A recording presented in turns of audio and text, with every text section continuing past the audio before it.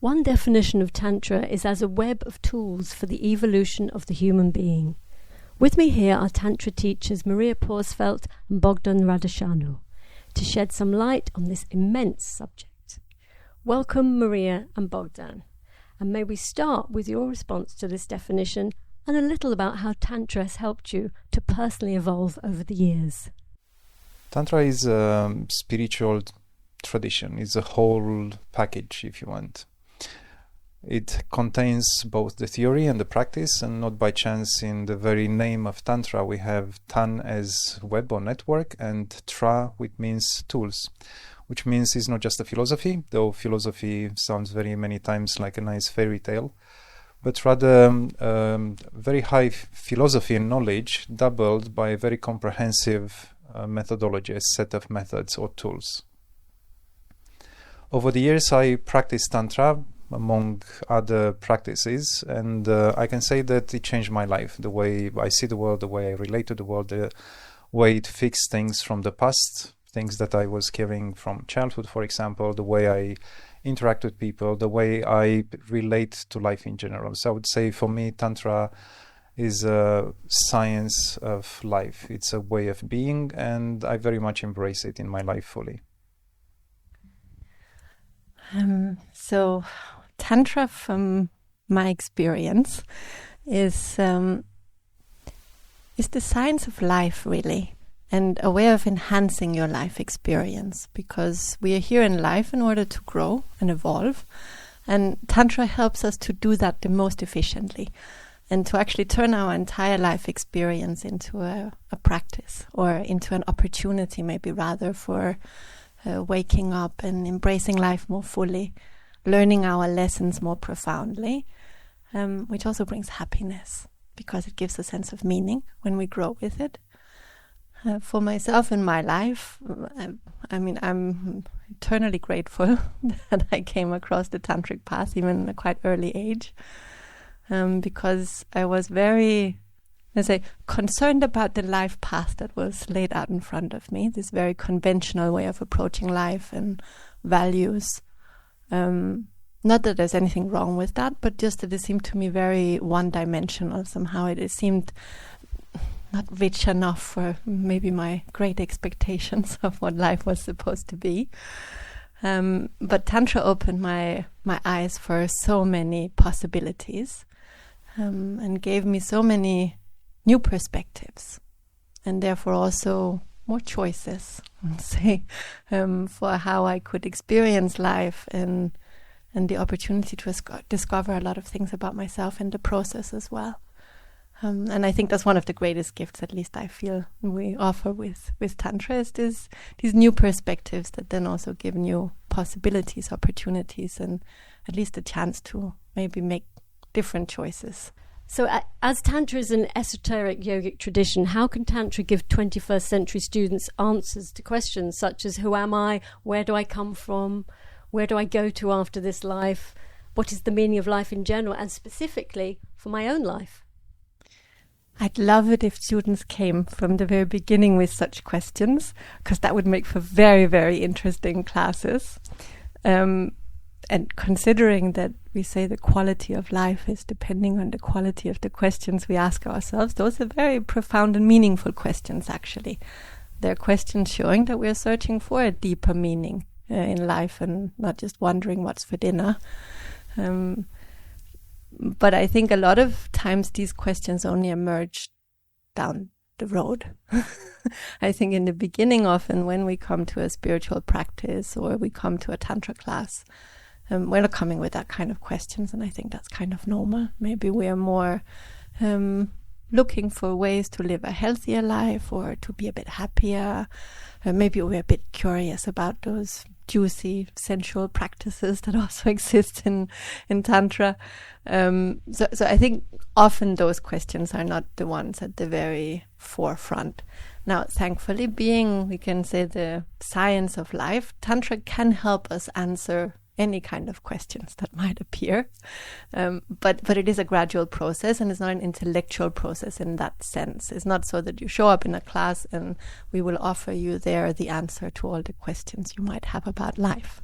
As you said in the beginning, Tantra is about offering tools, indeed tools to discover ourselves. And when we have tools to discover ourselves and our lives, we will see that in reality our life and our own inner experience is offering us the possibility to find all these answers.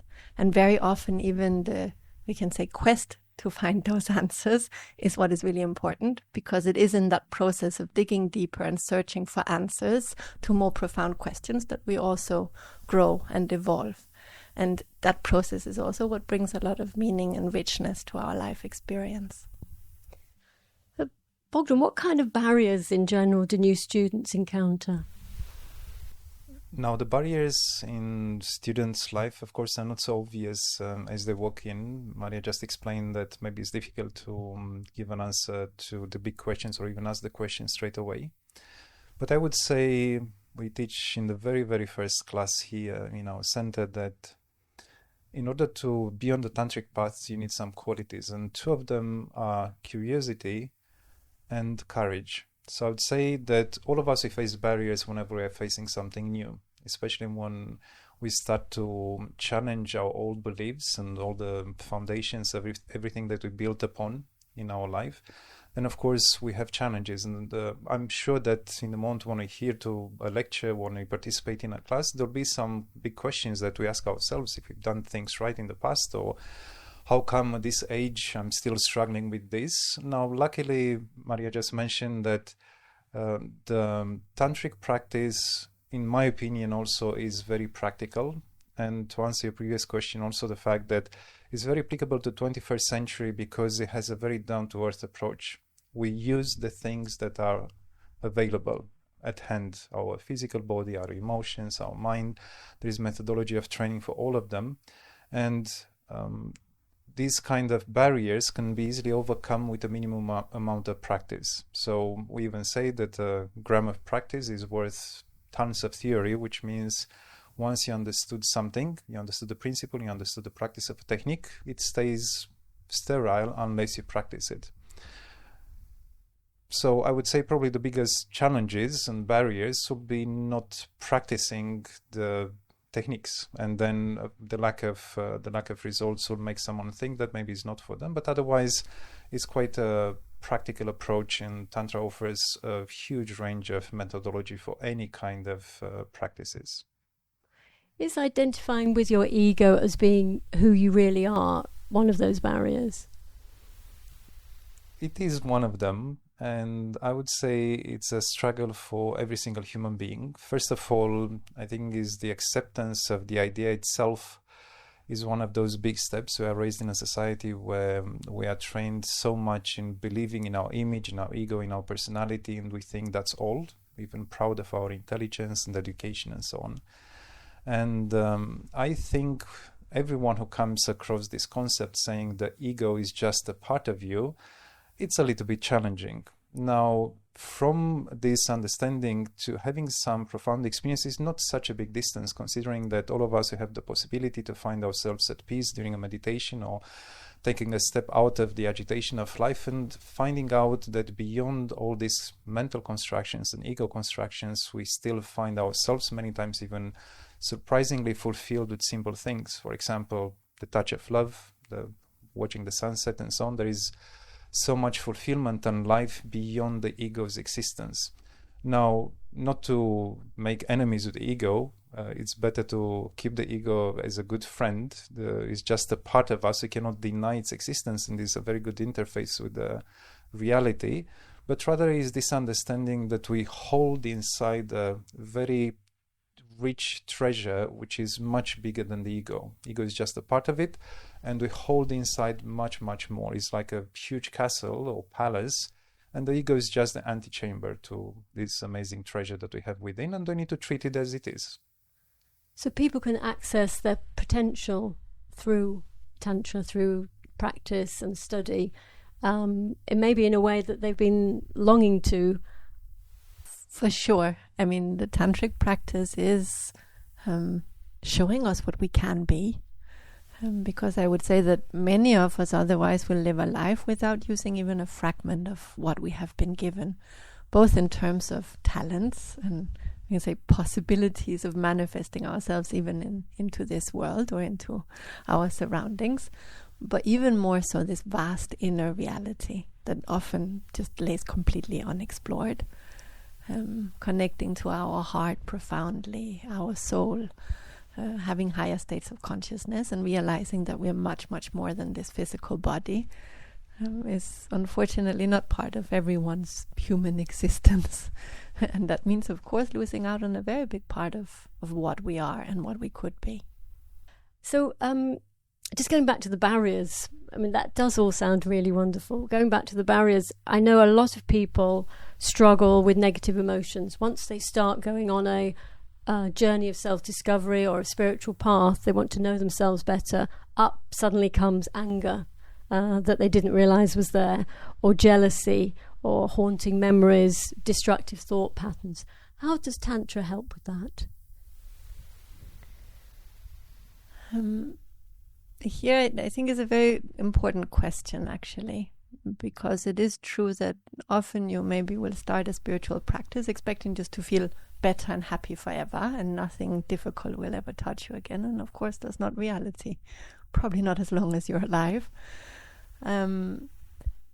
But what Tantra can offer is a way of, we can say, dealing well with these emotions that come up. Now, there would be such a thing, we can say, eventually to eradicate, if you will, the experience of negative emotions. But for most, that's quite far off, because our emotional experiences is a result of our inner responses to what we come in touch with in our life experiences. Different experiences will trigger different kind of emotional responses within us, which of course has a lot to do with us.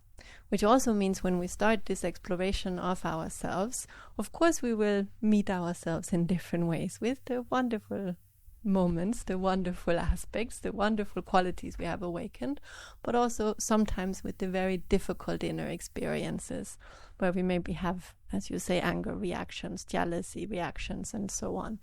Those are equally valuable moments, by the way, to learn something about ourselves, because more than anything, when we have emotional responses, it teaches us something about us. So if in that moment we can learn to turn our attention towards ourselves, already that's a very big step, because we can learn a lot about what's happening inside of us and the patterns we have that often will also perpetuate certain emotional responses. Now, what Tantra then offers us is a wonderful way of, we can say, dealing with those responses, with those energies inside. This doesn't happen by suppressing, because that's one of the two ways we usually deal with emotions, either suppressing the emotion, pushing it away, pretending it's not there, or saying, no, I shouldn't be feeling like this, and then ignoring it as we best can. Or the other extreme would be to overindulge, to project it on somebody else. It's your fault I'm angry. We shout it out. We do whatever we do when we need to get rid of that anger, which is also usually not so helpful and constructive and will just build even more this anger pattern. What Tantra is offering us is the possibility to perform what we call inner alchemy, or to start to work with our energies. And with this huge energetic potential that is also present in a negative and positive emotion and reality alike, there is a huge energy there, especially when it's very challenging inside. It means there is a lot of energy in that experience. Now, through inner alchemy, we can learn to take that energy and, as it's very poetically put, turn poison into nectar. So take that energy that is experienced in that moment as a very negative state or negative experience and move that energy into a completely different perspective, and therefore a much more, we can say, positive, what we would deem a positive experience for ourselves and perspective. And through this process, performing what we call inner alchemy repeatedly and constantly, eventually we will also remove, we can say, the seeds, the reaction patterns inside that make me respond with anger in certain life experiences. And that's when we could speak about eventually, we can say, eradicating those patterns.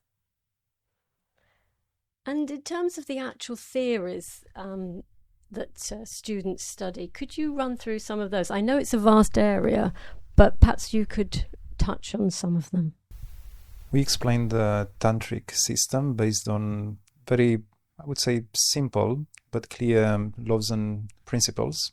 For example, one which is very dear to us called law of resonance, which says everything is energy and we are made of energy, which means we can learn how to manage our own energies and how to interact with the outside world, how to exchange energy with the world. So that's just one of them. Another one would be the principle of correspondence. For example, what is within is out there, and the other way around. We're mirroring the universe. We are a small replica, and so on. We have the system of the chakras and working with the energies. Maria just mentioned in alchemy, this capacity to deal directly with energies, or to train some emotions, or to train certain states of awareness that give us the freedom, instead of reacting, give us the freedom to choose something that is beneficial for us in that particular moment. We'll have the whole system of yoga postures, asanas, the hatha yoga that is extremely useful for dealing with energies, learning breathing exercises called pranayama, and this whole process of alchemy. One big controversial part of Tantra, one big chapter, not the only, but a big chapter, is related to handling and managing the creative potential and the sexuality itself, and how that is applicable in relationships and intimate interactions. So there are just few things that we hold dear in our tantric practice and in our tantric teachings. So this is where curiosity comes in, to be able to look at our bodies or feel our bodies, perceive our bodies in a completely different way, so that we can understand these energies that we didn't know we had before. Yes, curiosity. Now, what is the fine print under curiosity? And some people seem to forget nowadays that there are some conditions, is also the capacity to deal with what we uncover, what we play with. For example, desire, and talking about sexual attraction or intimacy for that matter, it cannot be practiced in a tantric way without developing a certain mental discipline, a certain attitude, a certain heart connection. So all these things are part of a bigger whole. And we like to believe that we practice and we teach Tantra in this holistic way where these things are not left out, because curiosity and a certain superfluous satisfaction can be easily attained, but it's much more difficult to reach that cloud nine or sacredness in Tantra without having any kind of desire to train those aspects of life. And that also applies for meditation and any kind of spiritual practice that is part of Tantra. So we're just going to talk now about that mental clarity you were just mentioning. Are you able to train your mind with the tantric tools? The mind, as any other tool that we have in our arsenal, is a tool that can be perfected. It does anyway quite an incredible job. It computes maybe billions and billions of bits of information every single second. So definitely the mind is an extremely capable tool, but also it can be like a very unruly child. It's just a collection of what we think to be random thoughts. Now, in the moment when we start to understand that the mind is just a reflection of the energies, the resonances, the vibrations that we constantly create and we interact with in every given moment, we also will start to understand that we have a responsibility to put in the mind something that is useful for us. So, for example, the practice of meditation, the practice of self-awareness, the practice of choosing wisely, the practice of finding deeper fulfillment, the practice of staying focused on a particular thing for longer periods of time in order to achieve a certain success and efficiency, all these will lead to a more tamed and trained mind.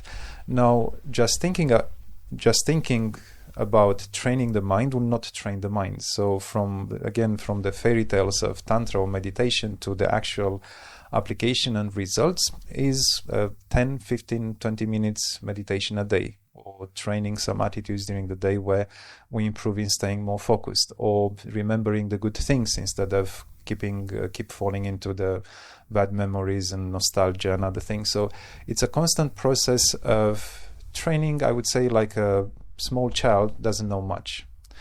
The problem with training the mind is that we are so proud of our intelligence that nowadays we think we don't need to know anything else. And coming back to your question a bit earlier related to obstacles and barriers for students, is the moment when the cup is full. If you come to a tea party with a full cup, then there is no new tea experience or tasted. So that's why in all the traditions, including the Taoist and Zen and all the spiritual traditions, encourage people to empty the mind or to train the mind, so that when the mind is ready and is a bit more quiet or completely silent, we have the chance to experience something new. And there is a wonderful, I can only share from my experience, the very moment when the mind is quiet, there is something else there. And interestingly enough, is so much more fulfilling and rich than the normal noise that we generate in the head all the time. So the answer is yes, but again, it's not for free. So we trained our mind to be very agitated with unconscious decisions up to this age. Now the undoing of this requires an effort, requires perseverance, requires discipline. So it's trainable with the condition to put some methods in practice in order to achieve results. So people listening to this might think, gosh, is it really possible to train my mind, to train my focus? Because, of course, we can't train consciousness because we don't know where it is. But we can actually train through Tantra our attention, our focus. You've done it, both of you. How long does it take? I can only share one experience. I was already practicing yoga a while ago, and all these concepts, if I listen to myself, I don't know, 20 plus years ago, I say, oh, that sounds fantastic, but come on, really. And I was already practicing for, I don't remember, 6-7 months, practicing yoga and meditation. And I had an occasion, after one meditation done in a group, my mind got suspended completely for about 2 hours, and was in a big crowd. It's quite a lot of noise afterwards, so it's not like the most auspicious place to stay quiet. Nevertheless, the mind took a break. And even to this day, this 27 years ago, I remember that moment. It's possible, and it's doable, and I think we have a duty to become responsible of what we allow the mind to think. We do not have any idea what we output actually with our thoughts of anger, thoughts of agitation, and so on. They create a certain bubble field around us that actually stress other people out, and we have a responsibility to what we output in the environment. We speak so much about taking care of the environment and the planet. We never think in the more subtle ways that actually we have a responsibility to also be nice and to have nice thoughts of maybe acceptance and love and compassion and being nice to people inside our heads, because also those hurt or bring happiness depending on what kind of thoughts they are. So I don't think we can give a time frame exactly for, we can say, achieving a calm and quiet mind. It depends very much for sure on the efforts that we make and how we make them. But then we also have different starting points, all of us, and I mean, we have different environments. If you live in London, for instance, it might be a little bit more difficult than if you live somewhere really quiet in the countryside. But those conditions aside, I would say that anyone making efforts for sure will perceive a difference quite quickly. And that in itself is already something. Because even if you cannot completely suspend your mind in the way Bogdan was mentioning, for instance, that indeed become a very memorable experience. And the more that manifests in your life, the more it becomes a completely different way of existing and relating to life and yourself, which is extraordinary. But even in the beginning, just improving a little bit, even to be able to at least relax and be a bit more quiet and not to be harassed by your mind continuously, solving things such as insomnia or agitation and so, that's already a really big deal for many.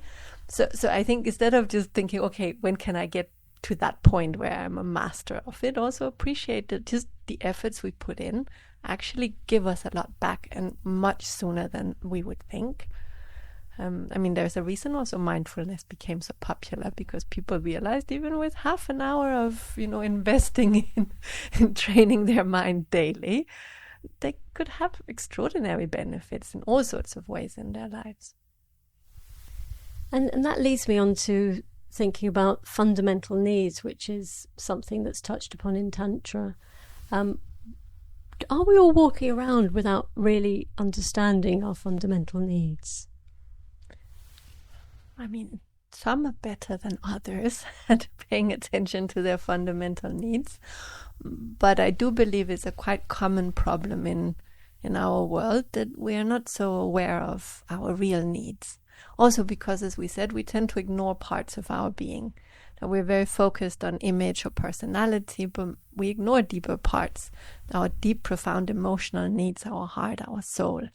We're not educated to take care of that properly in many cases, which leads to a lack of ability to recognize and therefore also fulfill, I believe, our fundamental needs. We're kind of given certain objectives in life. We need to be successful. We need to make money. Success looks in a particular way. You kind of have a recipe for life. And the way you go about that doesn't necessarily meet your fundamental needs. So to give some examples with regards to the way we often misinterpret, we can say, our needs, or the way we maybe fail to recognize them properly. I mean, all of us have different fundamental needs. And some of them we're very aware of. We know of Maslow's pyramid, and we are aware at least that we need shelter, we need food to sustain our body. But then often we see an excessive focus on eating, for instance, where we eat maybe way more than we actually need, or the wrong things that doesn't actually nourish our body, but on the contrary makes us sick. Now, that we can say overdoing what otherwise appear to be a fundamental need often means that we are trying to fulfill a need that isn't addressed with eating. And that's often where it gets messed up, when we don't connect to our fundamental needs, where maybe if we eat too much, it's actually about us lacking emotional connection, another fundamental need. It's about lacking even physical affection, which is also another fundamental need. Sometimes also our need for intimacy and for human connection, or also for deep erotic fulfillment, which is another fundamental human need, will be expressed as an excessive focus on sex, for instance, which actually doesn't fulfill our need, and therefore we constantly chase more, same as we constantly eat more without feeling fulfilled. Now, beyond that, we also have needs of our soul. We have a need to discover the more profound parts of our being.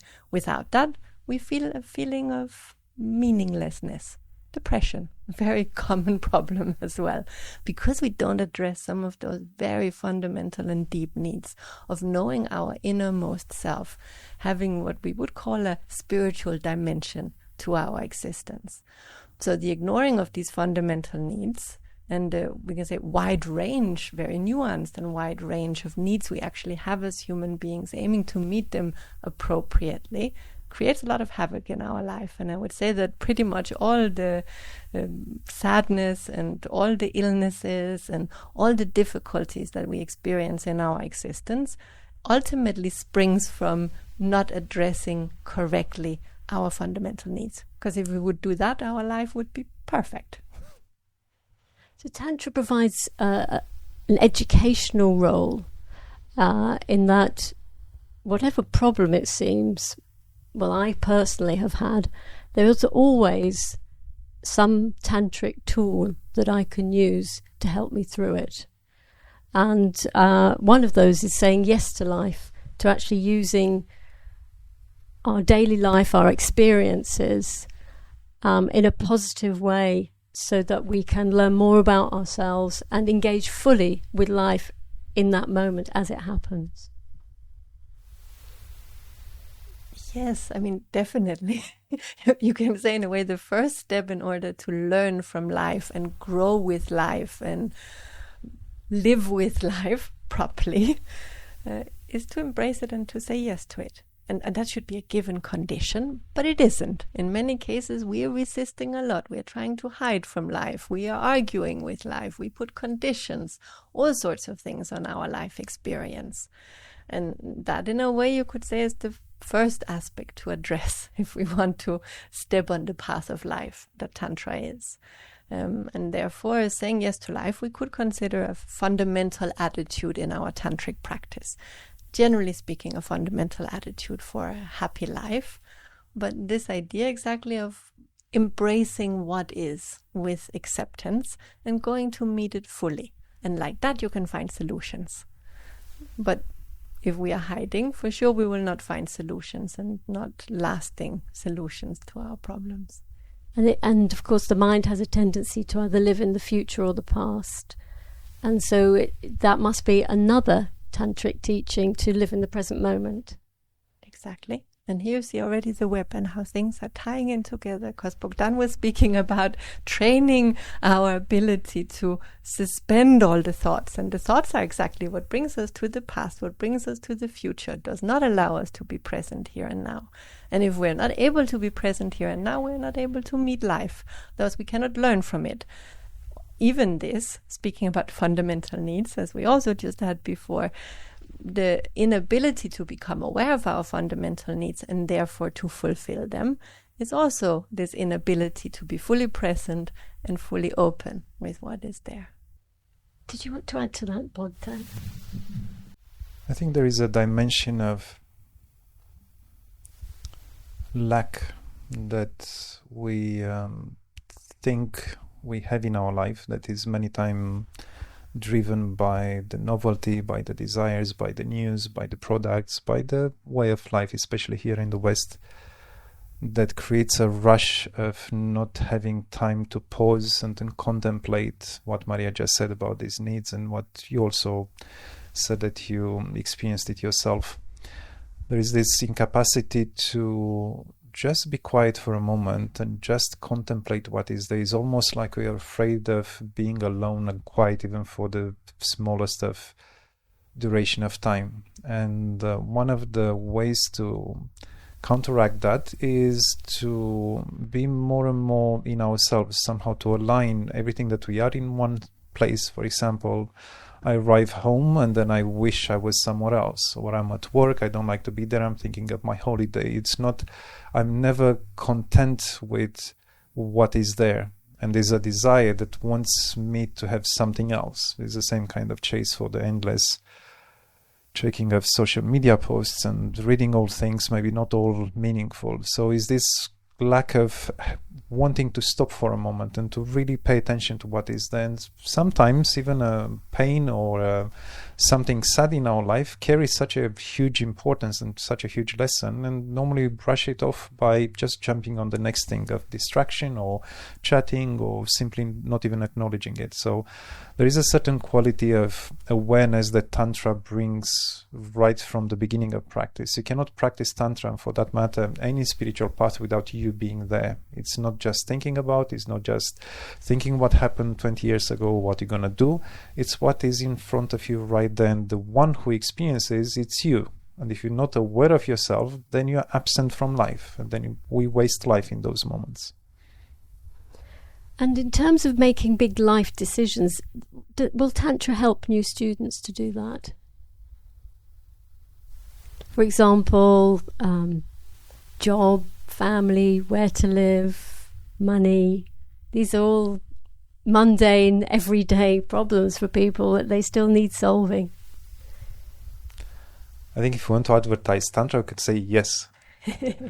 But I want also to add some explanations, because I do believe the answer is yes, but the answer is a bit more indirect. So I would say Tantra makes us whole and exposes or presents to us some principles. You could even say some moral and ethical principles, some spiritual principles, some more broad understanding of life, spirituality in the universe. Now, the higher we live, the further we see. So, for example, living on top of a tower at the 40th floor, when I have perspective, then I can make informed choices. I know that if I go to work on this route, I can see it from my flat before I leave. I see it's congested, so I can choose another route. I know that that's not good, even if it's maybe the daily routine. The Tantra provides a certain perspective that will allow us to align the everyday decisions to something that is fulfilling at a deeper level our soul, our life. So, for example, I want to choose a new job. And of course, you have few, let's say, motivations. For example, money, maybe colleagues, maybe career, and so on. But there are some other dimensions that we normally don't take in consideration. For example, free time, or for example, health, or for example, a certain deeper fulfillment as a human being doing something that I love or doing something that I hate. So when you put in equation, when you have some principles that align more things together, then the life decisions become wiser, let's put it like this. The more we pursue on hooking ourselves to a higher perspective, the easier it is to make these decisions. And there's a simple example. Let's say we go through a breakup. And of course, everyone says, okay, you need to suffer, you need to look. Sometimes you forgive, sometimes we hate, because this is what is promoted quite a lot nowadays in our 21st century. Revenge, you can take it out, but this is my belief. We go through a breakup, and what we know is the norm, listening to sad song and everyone saying, okay, it's the other person's fault and so on. But there is a very big lesson there, because what you may not see is that it happened third time in the same pattern. And then the question is, okay, it's I keep blaming everyone else, but maybe it's another pointer towards myself to learn something important. So even, let's say, sad part of our life, in the moment when we sit with it, in the moment when we contemplate it, on top of it, having some methodology to work with those energies and to alchemize them, can offer us a tremendous changing experience. And we can say the crisis change us very quickly.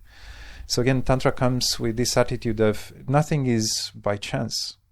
So if you look at life as everything being meaningful, even things that offend us, our ego, our mind, and even some beliefs, then we have an opportunity of growth.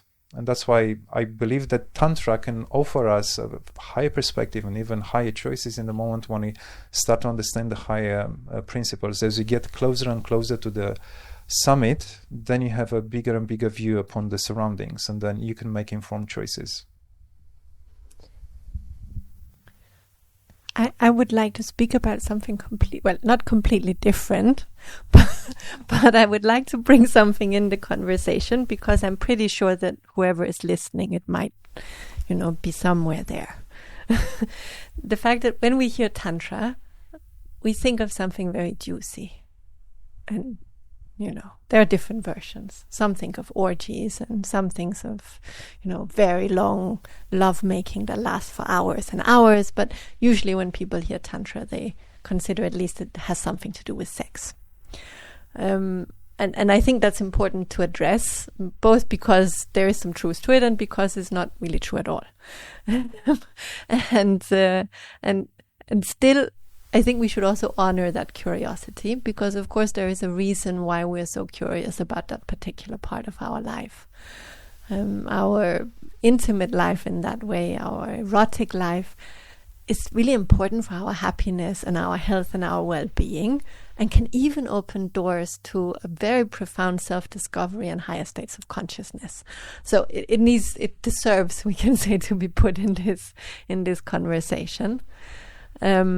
Now, one of the very revolutionary thing I would say that we are bringing in our Tantra course and in our school generally is this idea of eros, and how such a thing as tantric sex actually doesn't really exist, because a bit of a contradiction. Sex is an instinctual drive that leads to one type of experience, whereas what we're teaching is eros, is a way of engaging these pleasant, incredibly pleasant and overwhelmingly pleasurable experiences that we can have in intimacy.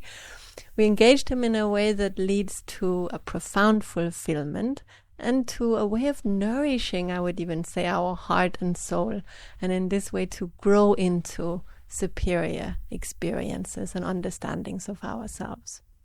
And therefore, the erotic practices is part of what we are teaching, not practically in class, but nevertheless, the understanding of how we can transform this really important area of our life into something that is profoundly satisfying, nurturing, fulfilling, and full of revelations about ourselves and what life can be. Somehow, when that area of our life is working, it becomes kind of a source of joy and happiness that infuses into our entire existence and makes life so much more wonderful. So that's a very important topic for us to also consider in the context, for sure, of a tantric practice. And even if it's definitely not, we can say, the only focus or, excuse me, necessarily the main focus, it is really important and it will be addressed. And would you also say that freedom is a result of erotic practices? What do you think of when you say freedom? In this? We've talked a little bit about getting to know the self and how it can be constricted by conditioning, difficult emotions, hidden. But as I understand it, the erotic practices, the understanding of eros, can lead to a sense of, if you like, opening that cage and flying. Yes, definitely, but I would say in a very different way than probably how we think, because I think easily that would be interpreted as something promiscuous, and that you become completely free because you just blast through all your inhibitions. And indeed, a tantric practice will help you remove your inhibitions, your shame, because it's completely misplaced around an experience that's beautiful and through. But that also means an experience that is built on mutual love, an open heart, in an experience that is allowed the right conditions for a profound connection, and therefore this erotic experience to emerge completely free, indeed, from any kind of shame, inhibitions, taboos, inabilities to express ourselves, which is often connected with that.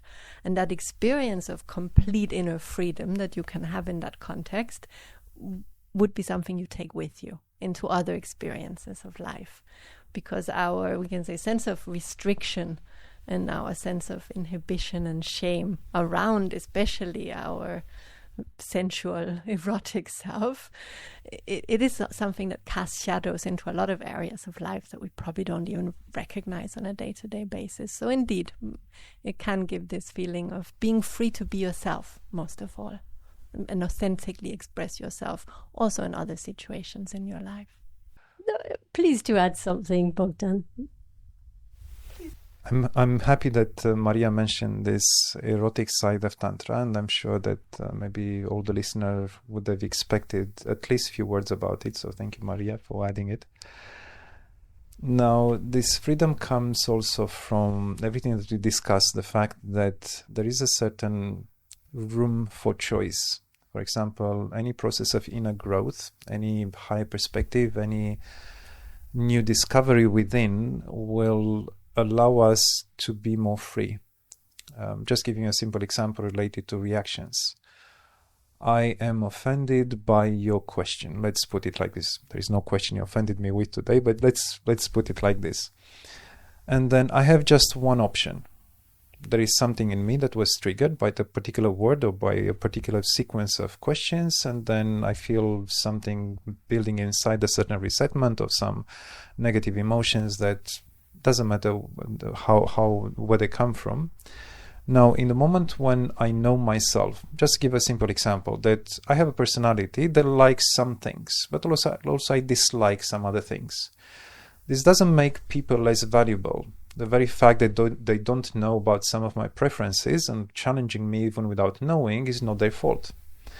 Now, if I look at another human being and I say this person has a soul, has good intentions, and yes, might have said something that offended my ego, I have also the freedom and the awareness to say, yes, I feel a little bit reactive, but I'm much more than that reaction.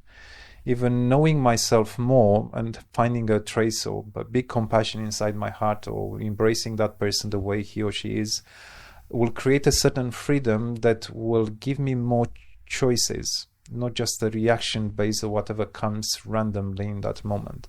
It's not whatever is at the surface, but rather has a deeper source of understanding, connection, and a certain, let's say, respect for the much bigger me that is inside, and not just one dimension. And that's why nowadays we so easily accept reactions and we say this is who we are. But if that is not followed by the next sentence saying this is who we are, but you can be so much more, and here's the methodology, then it's still a kind of a losing game, because we just perpetuate what we are in life, and that's a cage. That's just staying in the same place we've been for the last 20, 30 years. So not having the methodology of the understanding takes away the freedom. And that's why Tantra also is a very high system of knowledge, also brings this understanding that we are so much more. It gives us the enthusiasm and the methodology to go in search for it. Thank you, Maria and Bogdan. Just one final thought for you to end on with anybody who hasn't started their Tantra course yet, or maybe the beginners who've just started it. What are just a few words of encouragement to keep them going? Because how many years have you been practicing and teaching now? You're asking directly my age now. Yes. I've been on a tantric path for almost 30 years now. And I have a very simple question for myself. Why am I still here? Why am I a student of Tantra? Why am I a student of yoga, of meditation? Why I still practice these things? And the answer is very simple. I'm not yet on top of the mountain.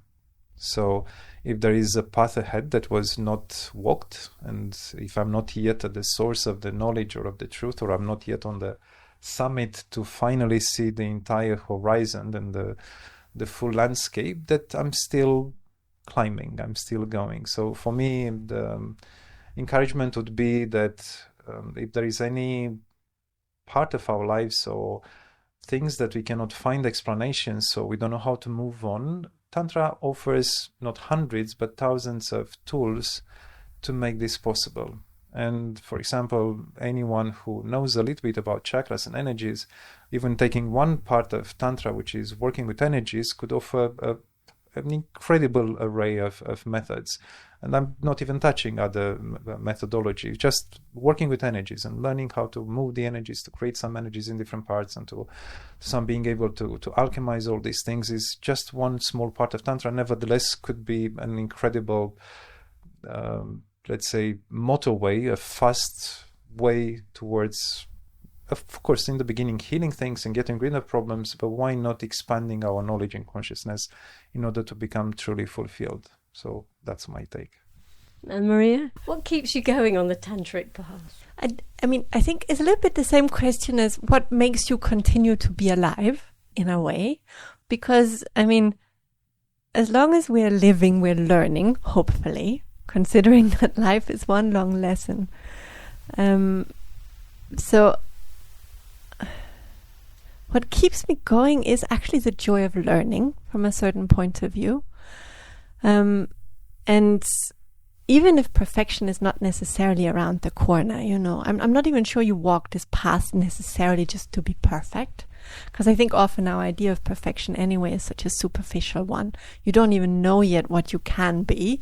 So what perfection looks like to you right now, I mean, will look completely different in a few years. And there are so many horizons to conquer. One thing I can say, though, is that having been on this path for 20-something years now, I've never felt that my life was meaningless, which I think is already a very big deal when I hear from others. I've always felt my life was really rich. And I would say that I have on a, if not weekly, then at least monthly basis, important revelations about myself and existence. And life is becoming richer and richer with every moment and every year that passes. And your ability to enjoy life fully, I say, only becomes bigger and bigger. And I think that in itself, at least for me, is something incredibly fulfilling. And also the fact that, there are so many things to discover. Now, we spoke about a lot of things until now, ways in which Tantra can help you grow and transform. And I think there are so many areas of our life that can do with being looked at properly. Now, we mentioned eroticism, for instance. Even there, to consider you just learned that in a couple of months and then you know everything that's worth to know, is so not true, because there are so many layers and so many nuances and so many avenues and, I would say, portals that opens up in your inner universe, realizing how enormous you are inside and how many things there are to discover, how much beauty is possible to feel, how much pleasure is possible to feel, you know, that in itself would be worth years of exploration. And then your life is so much more than that. I mean, every moment in reality is an opportunity for something incredibly profound to appear from inside and in your understanding of yourself and your existence. So as long as we have appetite for life, I would say we should have appetite for the tantric path as well. Maria and Bogdan, thank you very much. Thank you, Vivian. Thank you for inviting us, Vivian.